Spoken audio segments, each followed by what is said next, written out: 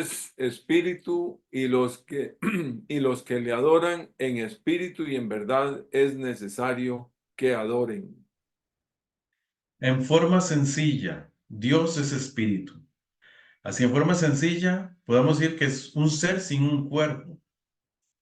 Los seres humanos sí tenemos un cuerpo, pero Dios no necesita un cuerpo material. Dios más bien es inmaterial.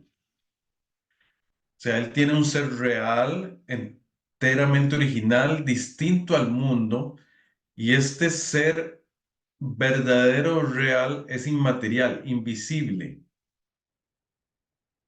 Y aunque muchas veces la Biblia usa antropomorfismos, ¿verdad? Que es básicamente poner atributos humanos a Dios, como decir que las manos de Dios o algo similar, simplemente lo hace para que podamos entenderle mejor. No es que Dios tenga manos, porque Dios no tiene un cuerpo. Ahora, podríamos pensar que la espiritualidad debería ser clasificada como un atributo incomunicable, puesto que la naturaleza de Dios es diferente de la nuestra.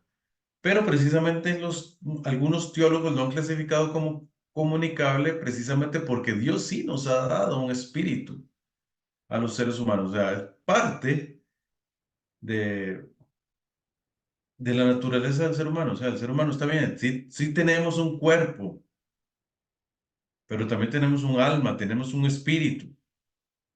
Una de nuestras características como seres humanos es que tenemos un espíritu. Vamos al siguiente texto que vamos a leer. Vamos, yo seguro no puse el otro texto, mami, me disculpo. Vamos al siguiente atributo, entonces, que es que Dios es amor. ¿Ok? Dios es amor. Dice Primera de Juan 4:8. Vamos a leerlo. Primera de Juan 4:8. Alguien que me lo lea, que no sea don Denis.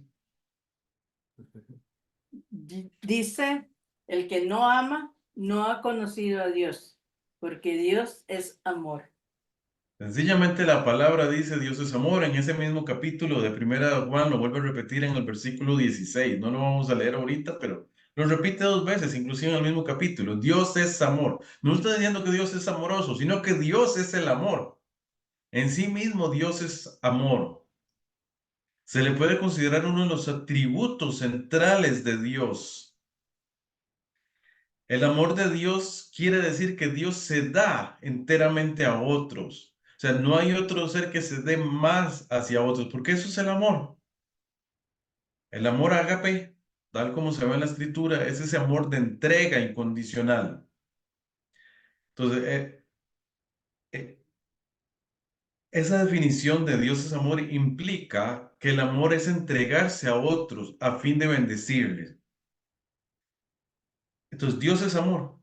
Si Dios es amor, significa que el amor existe desde siempre, porque Dios es amor. Es decir, el amor es antes de la creación.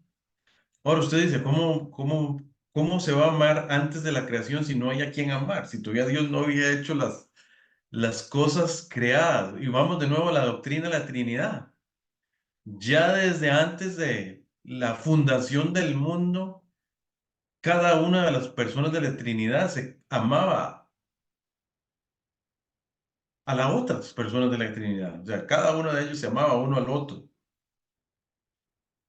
Es un poco complicado de comprender, pero sí, el Dios Padre amaba al Dios Hijo y el Dios Hijo amaba al Dios Padre y el Dios Padre amaba al Espíritu Santo y el Espíritu Santo amaba a Dios Hijo, etcétera, y entre ellos se aman porque Dios es amor y siempre ha sido así.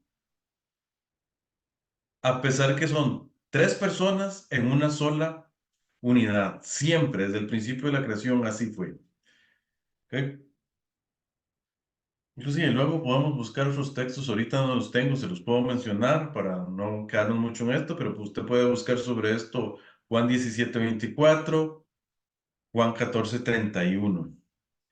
Vamos a un segundo, perdón, un tercer atributo comunicable, es decir, recordemos que los comunicables eran los que se compartían con los seres humanos, y es que Dios es santo.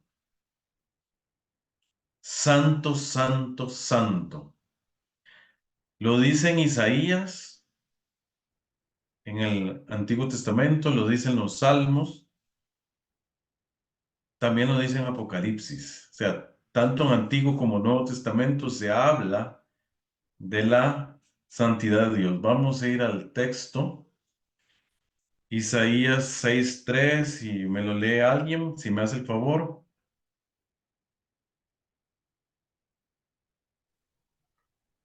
Amén.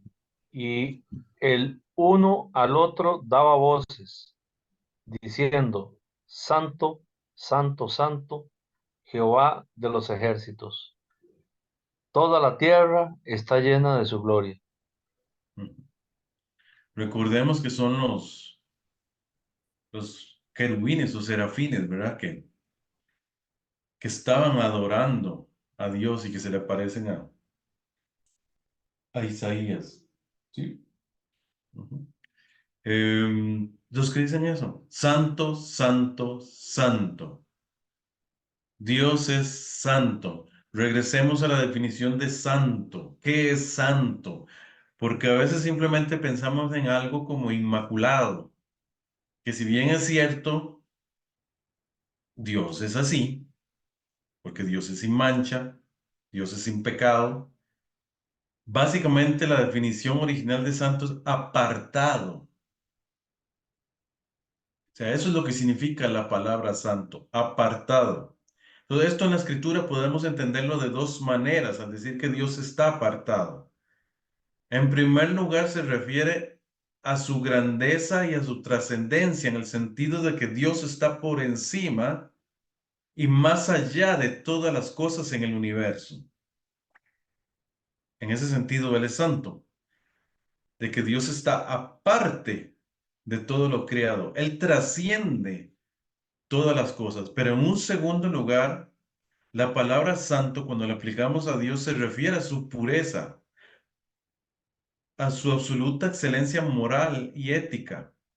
Él es diferente de todos, está separado del pecado. Y esto es lo que tiene Dios en mente cuando nos pide a sus criaturas, a sus hijos, que nos mantengamos en santidad, que estemos apartados del pecado. Entonces, en este segundo sentido, Dios está apartado o separado del mal y del pecado. ¿Por qué? Porque Dios todo lo que hace es correcto, es puro y es bueno. Vamos a otro atributo, que es el atributo de justicia. Dios es justo. También se le puede llamar que Dios es recto. Justicia y rectitud en la escritura son sinónimos y se refiere al concepto de que Dios siempre actúa de acuerdo a lo que es correcto. Y en sí mismo Él es la norma de lo que es correcto. O sea, ¿quién es el que define lo que es correcto? Es Dios. Dios es el que define lo que es correcto. Sabemos lo que es correcto porque así es Dios.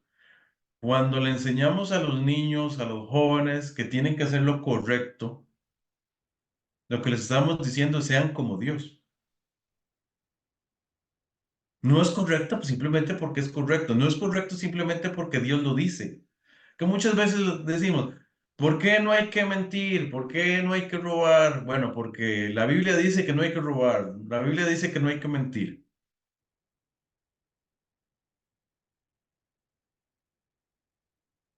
No, simplemente es porque Dios quiere que seamos como Él. O sea, la Biblia lo dice por eso, porque Dios quiere que nosotros como criaturas hechas a su imagen y semejanza seamos como Él en la parte moral. Si la Biblia dice que no hay que mentir es porque Dios es verdad. Si la Biblia dice que no hay que matar es porque Dios es el dador de la vida, solo Él tiene el derecho de dar o quitar la vida. Él es el que define lo que es bueno y lo que es malo. Él es lo que define qué es lo correcto y qué es lo incorrecto. Ahora, en palabras sencillas, ¿qué es la justicia? Dar a las personas lo que merecen. Recordemos que Dios es un Dios justo que castiga siempre el pecado. Dios tiene que castigar el pecado. Es cierto que por una parte Dios aplica gracia al enviar a Jesús a morir por nosotros, pero también Él es un Dios justo, que nunca se nos olvide eso. Gracias a Dios, Él nos proveyó por medio de Jesucristo una forma en que no tuviéramos que recibir lo que merecíamos, ¿verdad? Que fue que Cristo murió en la cruz por nuestros pecados, pero Él básicamente pagó en nuestro lugar. Lo justo era que muriéramos por nuestros pecados y que estuviéramos separados de Dios. Vamos a leer un texto que nos reafirma la justicia de Dios. Alguien que me lo lea.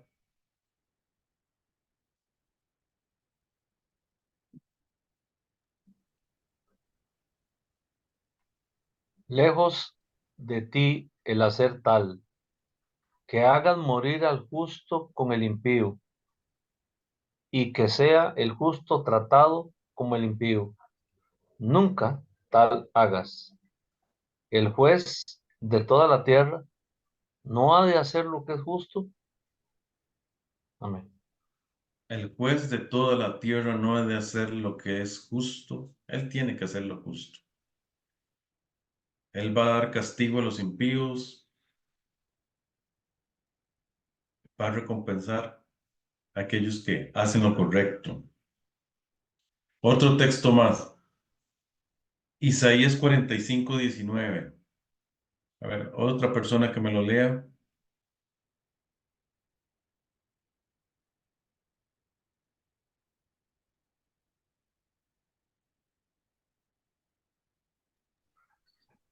No hable en secreto en un lugar oscuro de la tierra.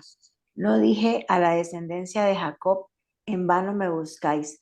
Yo soy Jehová, que habló justicia, que anuncio rectitud. Yo soy Jehová, que hablo justicia, que anuncio rectitud. Él es un Dios justo, es un Dios recto. De hecho, ahí vemos un paralelismo, que es una figura poética hebrea, ¿verdad? Básicamente justicia y rectitud se refieren a lo mismo, ¿verdad? Es una figura muy usual en la poética hebrea, en la poesía hebrea. Vamos a otro, bueno, el último de los atributos comunicables que vamos a ver en esta noche, que es que Dios es bueno, la bondad de Dios. Dios es bueno. Vamos a leerlo en un texto, Salmo 105. Porque Jehová es bueno, para siempre es su misericordia y su verdad por todas las generaciones. Porque Jehová es bueno. Dios es bueno. Ahora, ¿qué es lo bueno? Lo bueno es todo aquello que Dios aprueba. ¿Ok?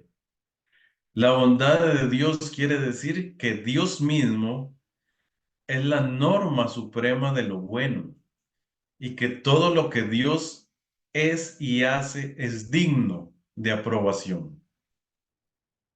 Lo bueno es todo lo que Dios aprueba. O sea, lo que Dios dice que es bueno y lo aprueba es bueno. Vean cuando Él hizo todas las cosas, cuando hizo la creación, cada uno de los días de la creación cierra con la frase, y vio Dios que, que era bueno. O sea, que lo que Él había dicho ese día era bueno. Dios nos llama a hacer el bien. Recordemos lo que decía. O sea, ¿qué es lo que nos pide Dios? Que seamos como Él. En los atributos, especialmente en los comunicables, tenemos que ser como Él. Que la mayoría son atributos que tienen que ver con la moralidad. Y la moralidad proviene de Dios. es algo que se comparte en todas las culturas. Ciertas cosas, especialmente lo que llamamos los 10 mandamientos, o sea, esos valores que transmiten los 10 mandamientos prácticamente están presentes en todas las culturas, porque es parte de lo que Dios ha escrito en nuestros corazones como seres humanos. Él nos llama a hacer el bien. En otras palabras, Él nos llama a hacer lo que Él aprueba, porque lo bueno es lo que Dios aprueba. Es un poquito un juego de palabras. Ok, ya habíamos leído el texto. Hay otro texto más. Marcos 10:18.